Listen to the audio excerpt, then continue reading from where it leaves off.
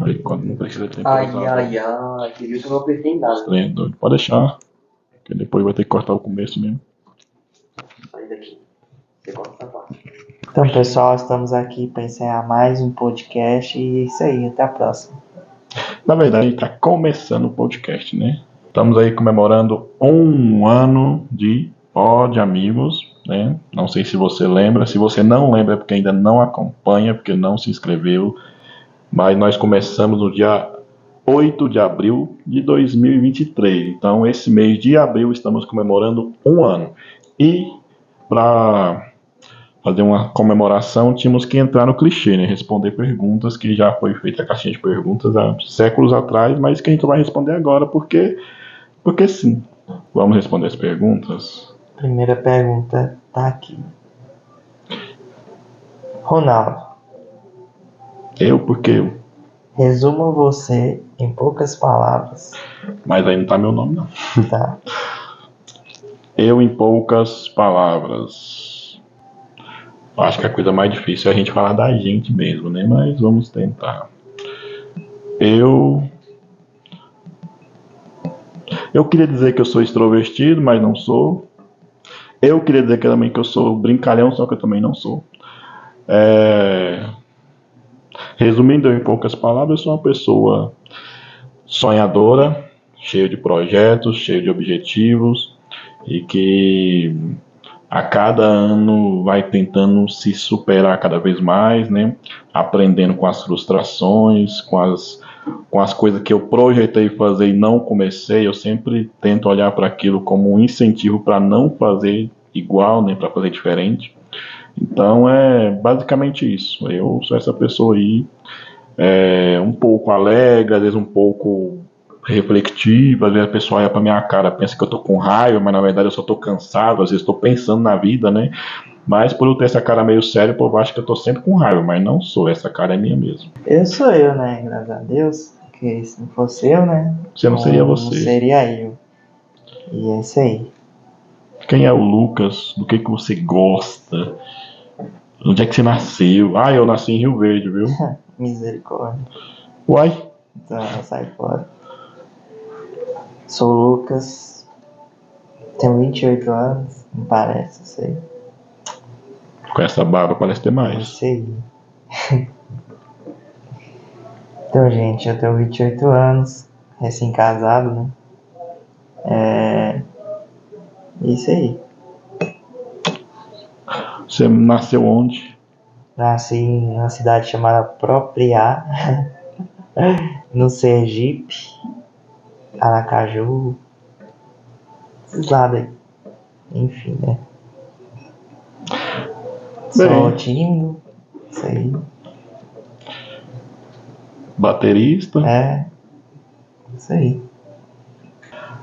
Como surgiu a ideia do podcast? Como quase tudo na minha vida, eu acordei e falei, por que não? E é basicamente assim mesmo. Eu resolvi acordei com essa ideia e eu achei que não ia ser muito legal fazer sozinho, porque é muito difícil sustentar um programa sozinho, né? É mais fácil quando você tem uma pessoa, né, que às vezes vem para somar, né, com uma personalidade diferente. Isso ajuda, porque assim, quando você ficar sem assunto, ele vai e puxa, né? Não é o caso de agora, né? Porque, mas enfim, mas ele é melhor do que isso aí. É, mas é isso, me veio a ideia na cabeça e a primeira pessoa que me veio na cabeça foi o Lucas, porque embora ele fosse uma pessoa muito séria, aparentemente mal-humorada, no privado ele era uma pessoa extrovertida, fazia brincadeira, então eu queria que ele mostrasse esse lado, né? Brincalhão, né? E como ele também gosta de divertir as pessoas, eu achei que viria bem a calhar, né? Sim. Sabe? Falou tudo, não precisa mais nada. E o convite veio, né? E eu aceitei. Eu nem sabia o que se tratava Nem direito. sabia o que era. Chegou inocente. A princípio achei que ia ser só áudio. Aí do nada a gente foi no primeiro estúdio. Tinha uma câmera. Oxi. Tem que gravar vídeo também? Tem que mostrar a minha imagem. Eu só aceitei, não sabia. Tipo, Como vocês se conheceram e há quanto tempo vocês se conhecem? Não vou responder essa não, você que responde. Toda Eu vez não. eu tenho que começar? Pode começar. Pode começar. Pode começar. Eu quero ver se você lembra. Eu não lembro. Você não Eu lembra? não lembro nem. Você lembra que que você comeu meia hora atrás? Eu não. Bom, deixa eu ver se... Resumindo em poucas palavras, tá com 28? 28. Então foram 9 anos atrás.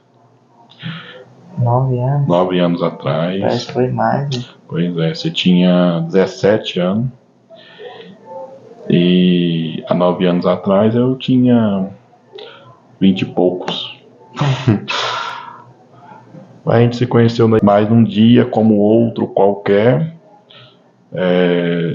Me mandou uma música, né? Muito grande por sinal. Eu tinha preguiça de ouvir música grande, mas ele me mandou uma música muito grande da Nívia Soares, chamada Em Tua Presença. E a partir daquela música, depois ele marcou um dia de ir lá em casa. Eu achei que ele nem fosse, de repente ele apareceu, né? Comeu arroz com ovo, mas eu achei legal. Né? Porque a pessoa comer arroz com ovo e achar que é banquete, então. E daí as coisas foram se desenrolando, né? E aos poucos a gente foi entre trancos e barrancos, já brigamos, já fizemos as pazes, já brigamos de novo, né? E assim a gente foi amadurecendo, crescendo e hoje a gente não briga mais, né? Tudo verdade. Se você não lembra, como é que você sabe? Aí depois dessa música que ele mandou, nós formamos ali o primeiro Ministério de Louvor, né? Aí passamos ali longos 2 meses tocando junto. Depois foi cada um congregar no lugar, mas independente disso, a gente continuou mantendo contato. Porque às vezes as pessoas mudam de igreja e param de se falar, né? Mas nós continuamos aí conversando, um apoiando os projetos do outro, um ajudando no outro nas possibilidades, né? E aí estamos aí. Onde vocês congregam? Onde nós congregamos? Antes de nós falarmos onde nós congregamos, é bom também mencionar aquelas pessoas que nos patrocinam, né? Sim, claro. Então vamos dar honra a quem tem honra, né? O nosso podcast começou com 0 patrocínio, né? Às vezes as pessoas pensam que é fácil, que é barato, mas, né, não sabe o BO. E com 2 meses de podcast, nós conseguimos o nosso primeiro patrocínio, né, que é a White Box, que é uma empresa de marketing digital que trabalha em tráfego pago, né? Então, se não é você... tráfego, não. Tráfego. Cuidado, hein? Então... De drogas, não. Ele faz seu conteúdo chegar mais longe, sua empresa, seu trabalho, seu negócio. Então, às vezes, de maneira orgânica, não é difícil, mas é impossível você chegar, né, muito longe. E se chegar, demora mais tempo. Mas no tráfego pago, você consegue isso com muito mais facilidade. Então, você que está interessado aí, você tem uma micro, média e até grande empresa, entre em contato com eles aí, que sua empresa vai longe. Próxima pergunta. Onde vocês congregam? Onde você congrega? Eu atualmente congrego na Videira do Eldorado, que não é a do Vila Malha, próximo é o Estádio. E você? Quanto tempo você congrega lá? 2 anos. 2 anos. Só isso? Só isso. Poxa, parece que tem mais. Verdade. Eu congrego na Assembleia de Deus Bragantina, né? Estou ali no mesmo lugar, já vai completando 12 anos. E é isso. Eu sou obreiro, assumo algumas funções. Se me perguntar qual é o meu cargo, eu também não vou saber dizer, né? Porque na minha credencial tá diácono, mas obreiro que é obreiro faz um pouco de tudo, né? E o Lucas, ele é baterista da igreja dele, né? Toca pro Gesley Joy, né? Que ele resume tanto que a pessoa fica sem entender. Eu congrego na Videira do Eldorado. Bom, mas Ué, a pergunta foi isso. Mas tem que entrar em mais detalhes, olha. Então é isso. Qual Quais são os planos de vocês para 2024? Já começou 2024 casando, então já começa falando. Mas aqui é os planos pô, de amigos. Não, tá falando os planos de vocês. Tá escrito pode amigos aí? Não. Ah, tá. Então, quais são os seus planos para 2024? Chegar a 2025. Além disso, Chegar a 2025. ninguém faz um plano pro ano. Vai. É a vida, né, cara? Você não Vai queria. cansando Hã? de planejar planos aí. Não consigo. Você falou que é recém-casado. Aí, 2025 Pronto, pode já ter o primeiro concluiu. baby. Sai fora, não. Oi. Tô tirando. Já vai coroando 2024 com chave de ouro. E você? Meus planos para 2025. 2025, ó. 2024. Nem venci esse ano, já quero estar no ano que vem. Bom, meus planos para 2024 é profissionais, conseguir lançar o meu livro, que eu já marquei e adiei pelo menos umas 5 vezes, e começar a investir na literatura, né? Escrever bastante, né? Colocar para fora aquilo que está dentro. Então é uma coisa que eu tenho muita vontade. Focalizar somente nisso, né? Porque são coisas que demandam muita dedicação. E às vezes a pessoa olha para a pessoa pregando e fala assim: nossa, é tão fácil pregar, é tão tranquilo pregar, mas não sabe o tanto de tempo que a pessoa passa estudando, orando, jejuando. Porque não é assim só você abrir a Bíblia lá e pregar. Então, e palestra também é uma coisa que demora, livro é uma coisa que demora. Então, são tantas coisas que demoram que eu vou ter que optar por uma delas, porque não vai dar para fazer tudo. Então, os meus planos para 2024 é esse: focar na literatura.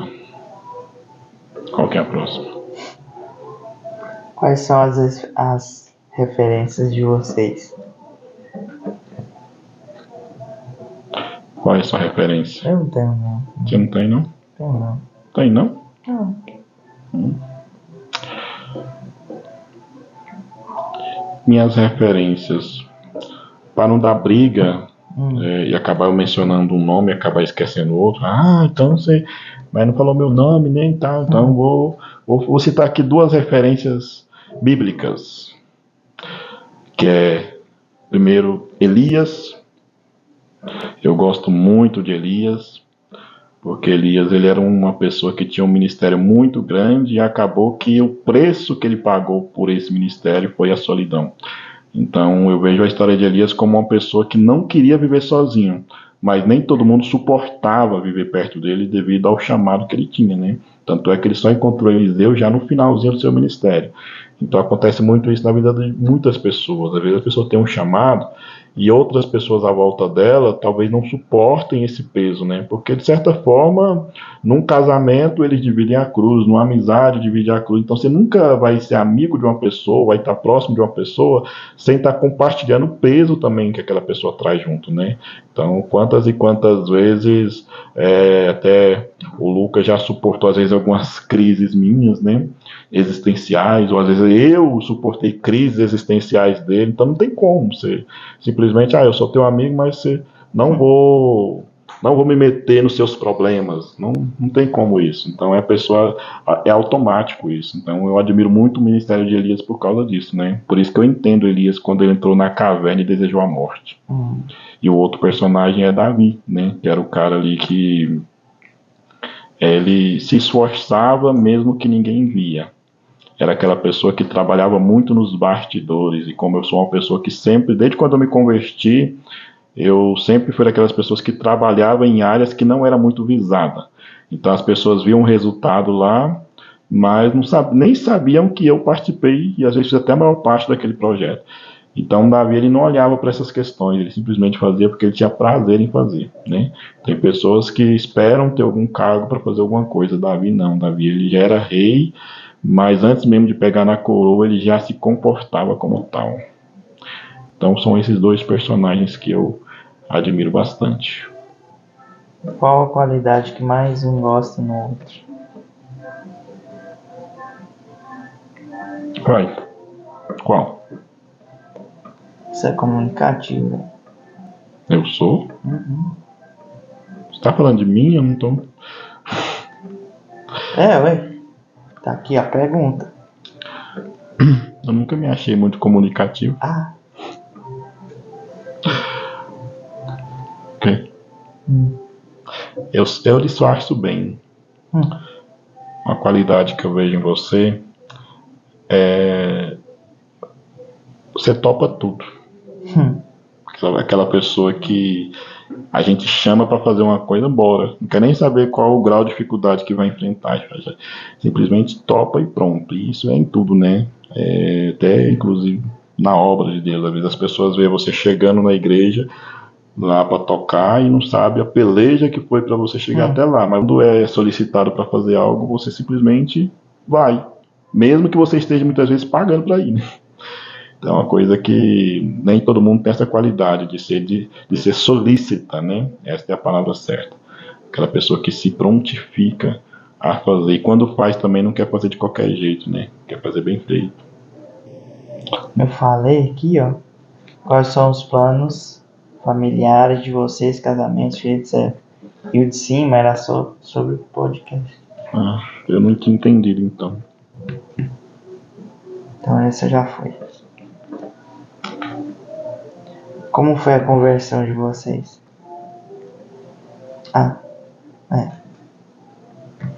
Pode falar. A minha foi graças ao meu tio Luciano. Ele foi a primeira pessoa a ir à igreja evangélica, assim, da minha casa. Aí ele começou a me convidar para ir para a igreja e um dia me chamou para ir no monte. Aí eu aceitei Jesus no monte. Hoje você se considera mais maduro cristaneamente do que antes? Sim, né? Tem que ser, essa é a vida cristã. Essa palavra existe, cristaneamente? Não sei. Eu me converti em 2010, no dia 29 de março, quando eu ouvia muito a rádio, porque eu tinha insônia, e tinha ganhado uma Bíblia no meu aniversário de 17 anos. E a Bíblia ficou lá por muito tempo, lá em Poeirão, lá, e até que um dia eu não tinha nada para fazer, fui ler a Bíblia. Aí quando terminei de ler a Bíblia, eu comecei a orar, né? Fiz o plano de leitura de janeiro até dezembro.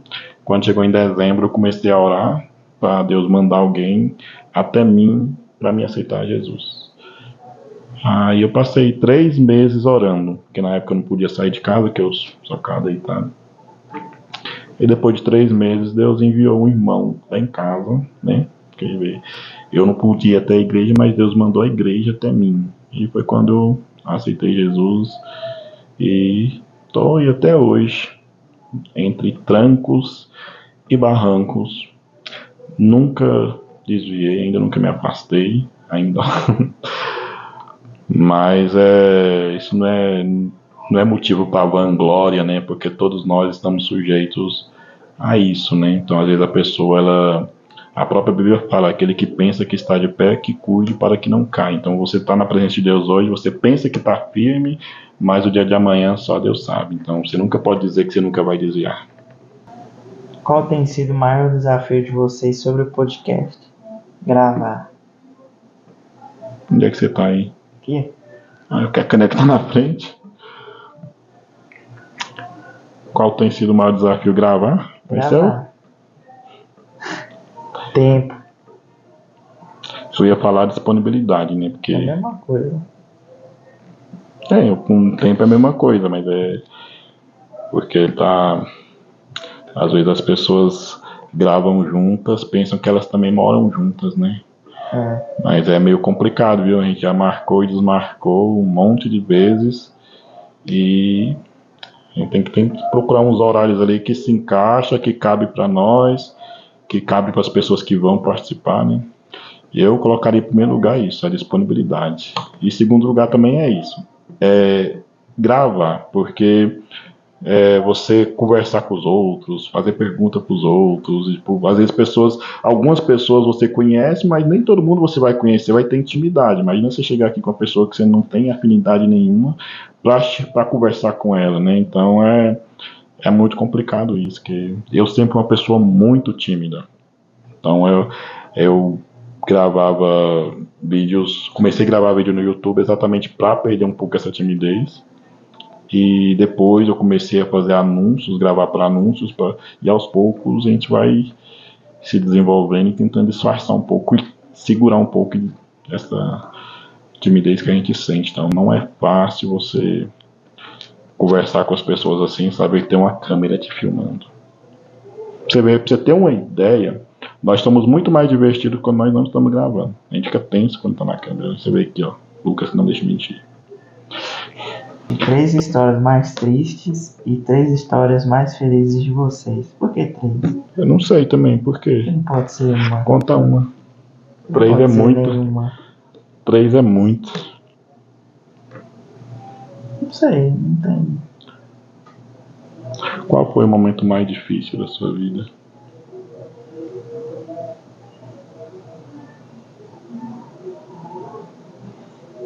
Não sei, não vou lembrar. E qual foi o momento mais feliz da sua vida? Qual? Eu casei, né? Você tá perguntando? Não sei. Não, Quando eu casei, né? Tá. esse aí. Falou tudo agora. Resumiu tudo em uma palavra. Um momento mais triste da minha vida é meio difícil. Tem que fazer uma seleção, mas um que eu posso mencionar assim de cabeça foi quando eu tinha 14 anos. Eu estava internado em Goiânia e o médico tinha falado que eu não tinha cura.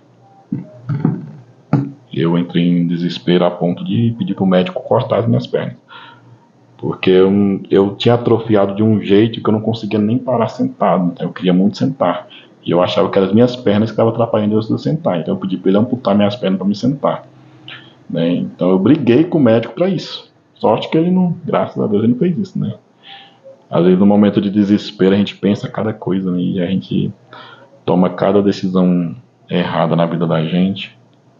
Então naquele momento eu ainda não era convertido, então quando você ouve uma coisa negativa e você não serve a Deus, para você parece o fim do mundo, né? E hoje eu fico imaginando a gente ouvindo coisa negativa, tipo, é tão interessante o crente, e o tal do crente é estranho, né?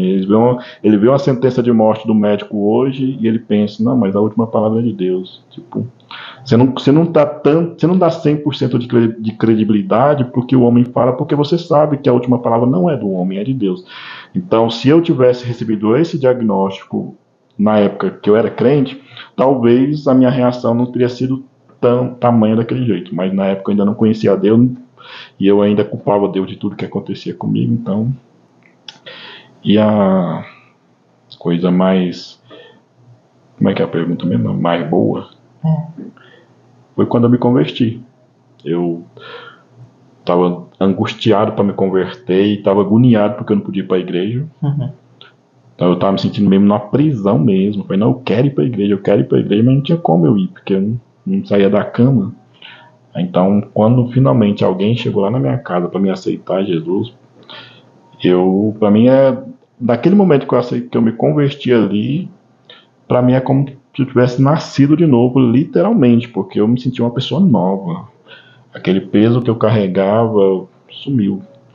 Eu apaguei as músicas do meu celular, eu fiz um limpa na minha vida, tipo, no mesmo dia.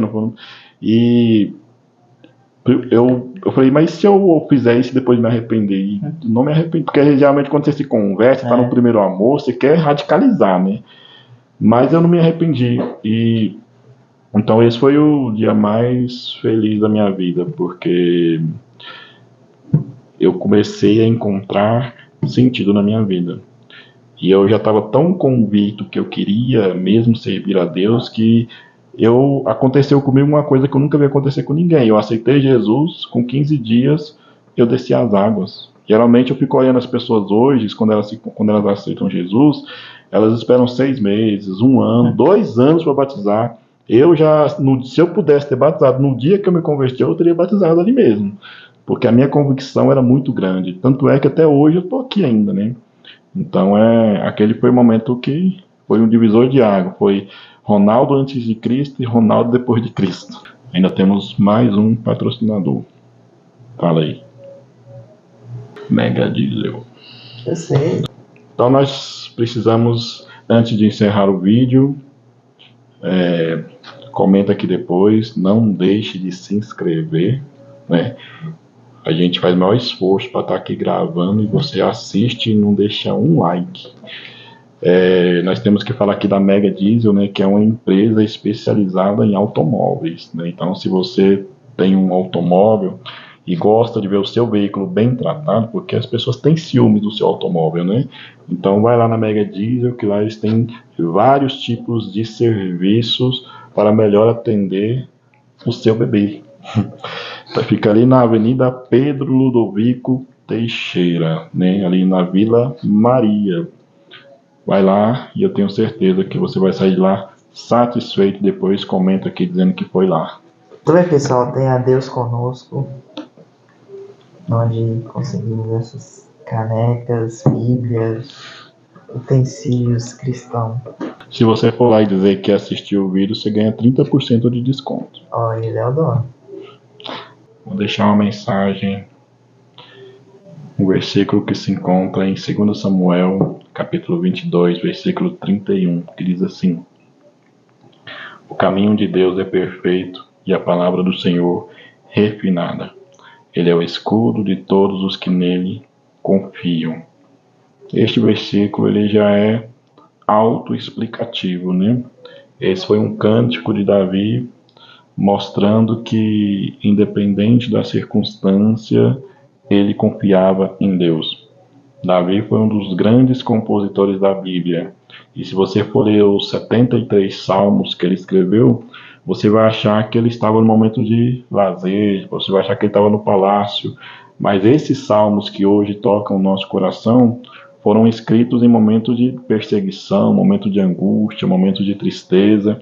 E mesmo assim, Davi ele tentava expressar a gratidão a Deus por tudo aquilo de bom que Deus estava proporcionando para a vida dele, embora aquele momento não fosse bom. Então nós precisamos ter muito em mente que um momento ruim não define a nossa vida.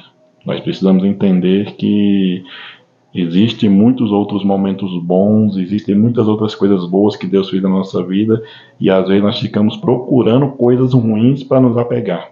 Então, vamos nos desapegar nesse ano de 2024, já estamos quase na metade do ano, né? A gente tem aquele hábito de chegar no final de ano, fazer um monte de promessas para o ano novo, e de repente o ano acaba e a gente não fez nada. Então, que nós possamos tomar posse disso e começar a fazer diferente, porque se você quer um resultado diferente, então faça diferente.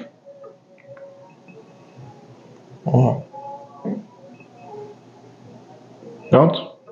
Vamos ficando por aqui. Que Deus abençoe a sua vida e que possamos nos encontrar aqui no YouTube e lá no Instagram. Você pode nos seguir lá no @podamigos2.